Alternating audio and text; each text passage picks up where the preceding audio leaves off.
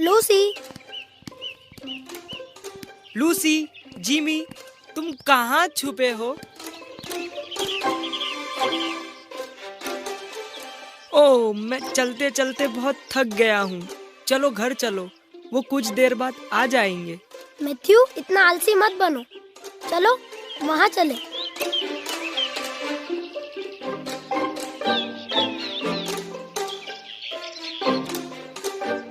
हे, मैं आलसी नहीं हूँ, मैं बस थक गया हूँ। चलो। ठीक है, मैं तुम्हारे साथ आता हूँ। अगर वो वहाँ नहीं मिले तो फिर हम घर चलेंगे।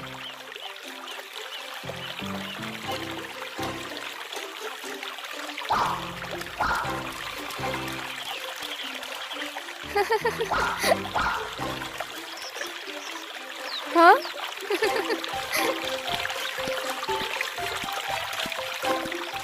तुम यहाँ हो? हम तुम्हें सब जगह ढूंढ रहे हैं। हेलो दोस्तों, यहाँ आओ। तुम यहाँ क्या कर रही हो? मैं कागज की नाव बना रही हूँ। इसमें बहुत मजा आ रहा है। वाह, बहुत सुंदर नाव है लूसी। शुक्रिया जॉर्ज।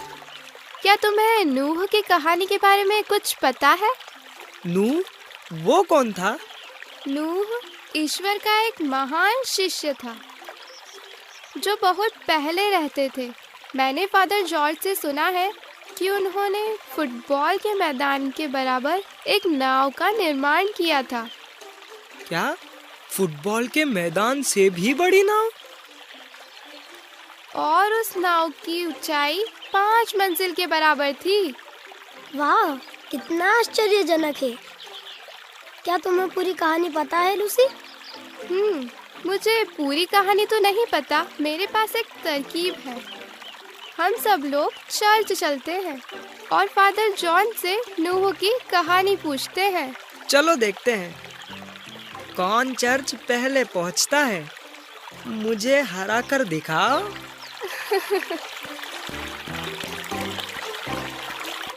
देखो मैथ्यू, मैं तुम्हें कैसे हराता हूँ। तुम नहीं कर सकते।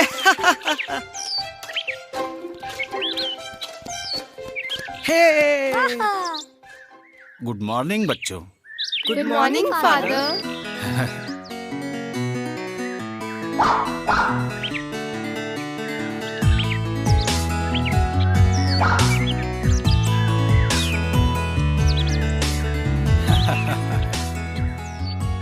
फादर, क्या आप हमें नूह की कहानी बताएंगे? क्या उन्होंने सचमुच 5 मंजिला पोत बनाया था फादर? क्या ये बात बिल्कुल सच है? हाँ मैथ्यू, ये बिल्कुल सही है। ये कहा जाता है कि वो फुटबॉल के मैदान से भी बड़ा था। यह बहुत अच्छा है फादर। क्या आप हमें नूह और उसके पोत की कहानी सुनाएंगे? क्यों नहीं, मैं सुनाऊंगा। बैठो बच्चों। पिछली कहानी में मैंने तुम्हें बताया था कैसे आदम और हव्वा ने ईश्वर की आज्ञा नहीं मानी तथा प्रतिबंधित फल खाया। ऐसा करके वे ईश्वर से दूर हो गए। उनके बच्चे एक दूसरे से नफरत करते थे। ताकतवर कमजोर को मारता था। प्रभु ने देखा कि पृथ्वी पर मनुष्यों की दुष्टता बहुत बढ़ गई है। कोई भी अच्छे कार्य नहीं करता था, परंतु ईश्वर ने एक अच्छे व्यक्ति को देखा।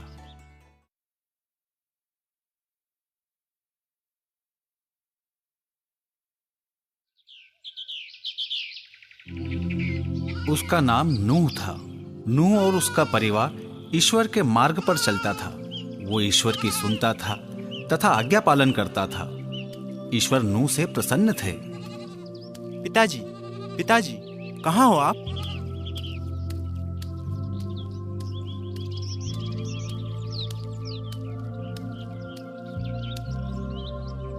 पिताजी, मुझे भी प्रार्थना करनी है।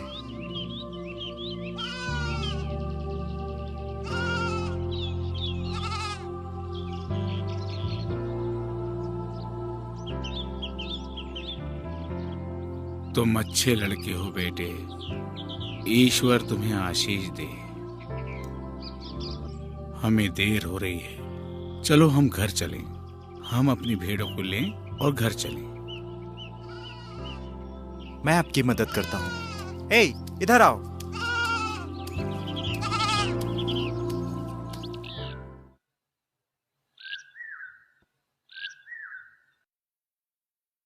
नूह और उसका परिवार गरीब थे, परंतु एक दूसरे से बहुत प्रेम करते थे तथा उनके पास हमेशा पर्याप्त भोजन रहता था। ईश्वर, आपने जो कुछ मुझे दिया और मेरे परिवार को दिया, उसके लिए धन्यवाद ईश्वर। मेहनत करने के लिए, ताकत देने के लिए तथा खाने के लिए धन्यवाद। आमीन। एक रात भोजन के बाद सब सोने चले गए, परंतु नूह नहीं सो पाया। उसे कुछ अजीब सा हो रहा था।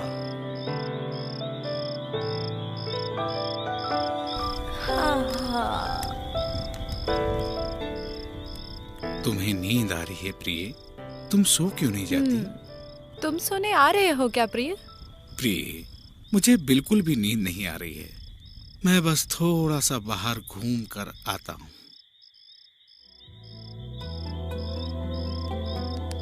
नूह घर से निकलकर बाहर टहल रहा था।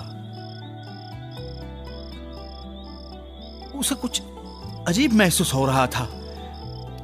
उसे लग रहा था जैसे कुछ बड़ा होने वाला है। वो नहीं जानता था कि ईश्वर उसे कुछ बताना चाहते हैं। ओह, ये क्या है?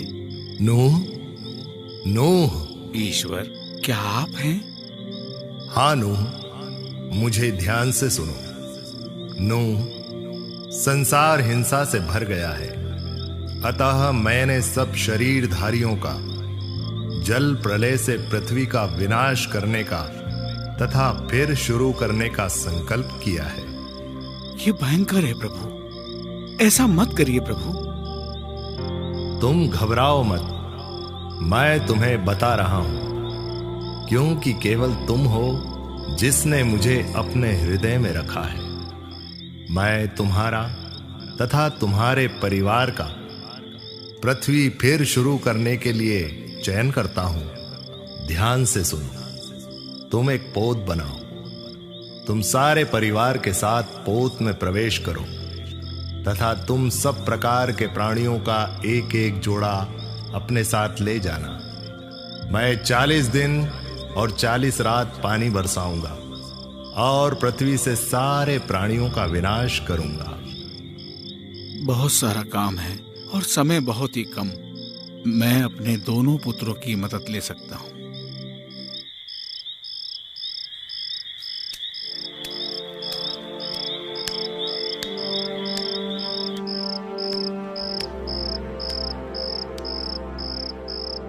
उठो, उठो मेरे बेटों, मुझे तुमसे कुछ जरूरी बात कहनी है। क्या हुआ पिताजी? भोजन की मेज पर आओ, मैं वहीं बताऊंगा। ईश्वर ने मुझे यही आज्ञा दी है। परंतु नूह, तुम ये क्यों नहीं सोचते? पड़ोसी हमारा मजाक उड़ाएंगे। माँ, पूरे शहर के लोग भी हमारा मजाक उड़ाएंगे। परंतु पिताजी, ये संभव नहीं। हम में से कोई भी पोत बनाना नहीं जानता, आप भी नहीं। चिंता मत करो, ईश्वर ने मुझे सिखाया है। मैं आपकी मदद करूंगा पिताजी। हाँ, अगर ईश्वर चाहते हैं कि आप पोत का निर्माण करें, तो हम सब आपके साथ हैं। धन्यवाद प्रिय।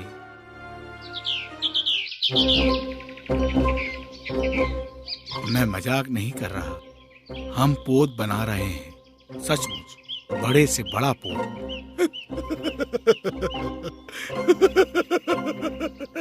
ठीक है, हंसो, खूब हंसो, तुम्हें समझ में आ जाएगा।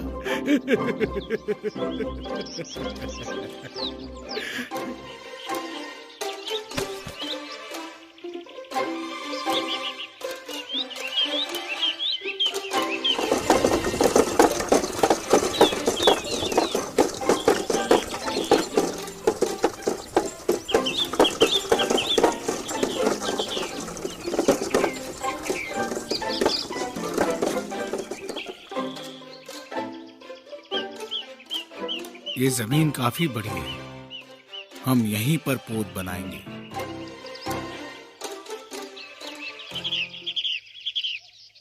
हा, हा, हा।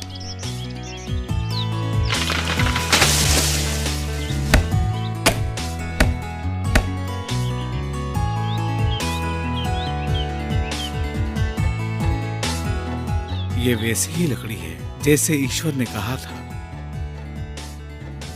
ये वैसी ही लकड़ी है जैसा ईश्वर ने मुझे कहा था।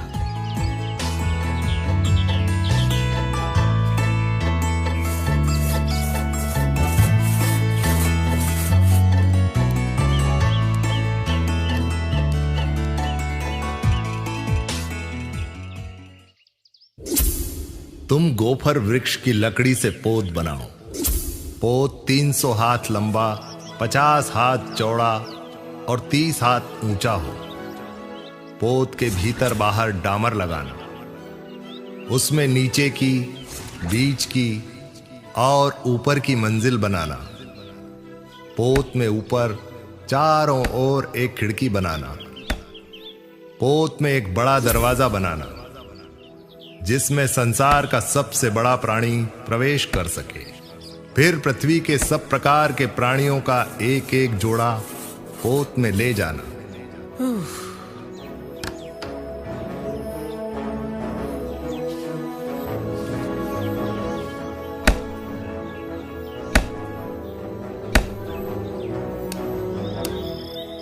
नूह तथा उसके परिवार ने पोत के निर्माण में कड़ी मेहनत की।